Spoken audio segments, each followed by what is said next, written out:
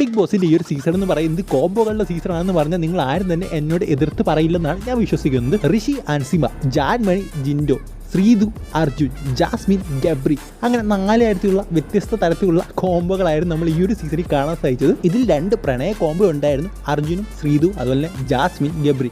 ഇതിൽ അർജുൻ്റെ ശ്രീതുവിൻ്റെ കോംബോ കുറേ പേർക്ക് ഇഷ്ടപ്പെട്ടു, പക്ഷേ ജാസ്മിൻ ഗബ്രി കോംബോ ആർക്കും തന്നെ ഇഷ്ടപ്പെടുന്ന ഒരു കോംബോ അല്ലായിരുന്നു. പിന്നെ ജാൻമണി ജിൻഡോ കോംബോ അതൊരു സുഹൃത്ത് ബന്ധത്തെ സൂചിപ്പിക്കുന്ന ഒരു കോംബോയാണ്.